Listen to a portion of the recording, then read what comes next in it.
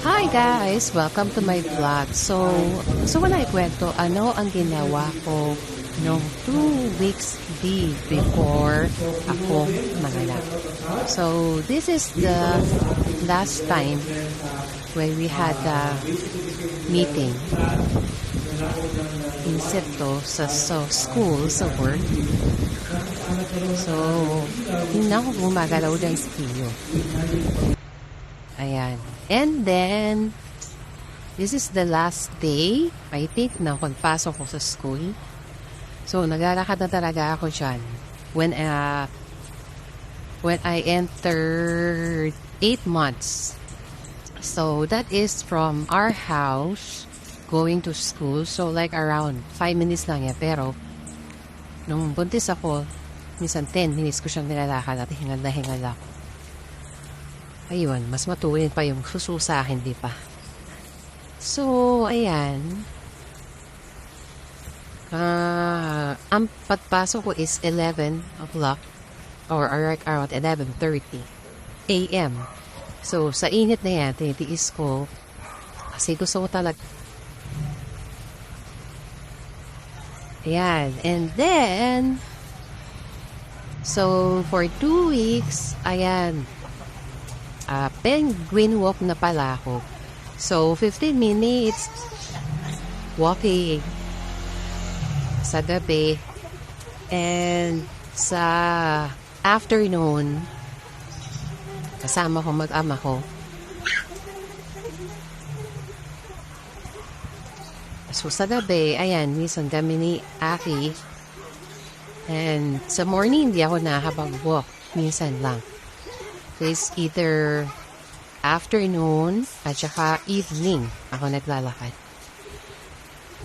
Hanggat kaya, kahit na nagko-contract na siya, stop lang ako and then tuloy lakad ulit. So, kasi yan yung nakatulong sa akin nung nanganak ako kay Aki siya. So, ginawa ko lang din kung ano yung tingin ko nakatulong sa akin. Like, yun nga, paglalakad and probably exercise. So, hindi ko na na-videoan yung sarili ko nung pag-exercise kasi that is the day before my delivery. So, ito na yung pinaka-last na video na na-capture ko na sadyang nakatulong talaga before, this is 2 days before. 2 days before the delivery. At ayan na nga. Sinadya ko naman talagang buhatin siya kasi gusto ko nga na magdagdag ng weight habang naglalakad ako. So, yun. At tuwan-tuwa naman siya. Nabuhat-buhat ko siya. Pero ngayon, bagong panganak ako, syempre, bawal magbuhat. So, hopefully, naintindihan naman niya yun. Dati niya ang nagbubuhat sa kanya. Sobrang din niya, nagko-contract na yung tiyan ko dyan and nahihirapan na din ako dyan. And, East Islam. Para sa ekonomiya, alam niyo na yun, guys, diba? So, madami nagsasabi na mahirap masiis and mahal masiis. Which is true. Naranasan ko naman mag-normal delivery. So, push pa din talaga ako sa normal delivery. Although, meron akong fear kasi, medyo mataas pa siya dyan eh. And tsaka, naka-Ford coil siya. So, parang natatakot ako, baka masiis ako kasi nga Ford coil, diba? Pero, laban lang. And kinakausap ko siya lagi na sabi ko sana, mag-normal delivery kami. Kasi, ayoko masiis. Mas nakatakot yun. Sa akin yung yung ganon, yung merong hihiwain sa katawan mo and all. Ayan. So, lakad-lakad na kami. Actually, this is like 15 minutes talaga. I recorded it para may memories ako ng mga pinagagawa ko. Diba? So, sacrifice. Siyempre, pagod, sakit ng katawan, pero it's all worth it. Ayan. And then, sinasabi din nila, which is, I think true, hindi na siya myth, na meron daw nesting, no? Ayan, litpit ako ng litpit. Yung mga bagay na, ano nililipit ko dyan?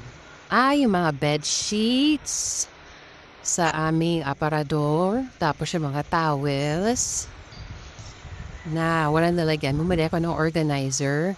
Ayan, para organize sila doon na tingnan.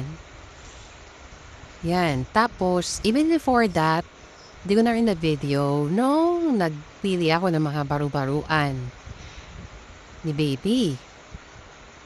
Sa dami pa doon nakuha nga pang girl. And, binigay ko na lang sa aking kumare na mga ngalap ng baby girl this coming December. So, yan. At kita-kita naman talaga ang gain weight ko dyan. Grabe. So, yan ang isa sa mga goals ko pala na yung pagkapanganak ko na talagang mag-lose ng weight. So, tingin ko ang pagpupuyat, ang pagpupabreastfeed ay isa sa mga makakatulong sa akin to lose weight. And, syempre, sama yun, di ko iniisip yung pagda-diet kasi lagi akong gutom. Dahil talagang tina-target ko na makapag full breastfeed ako kay Kiyo this time. Kasi kaya natakot ako noon nung wala siyang makuhang milk sa akin. Talagang todo bili na ako agad ng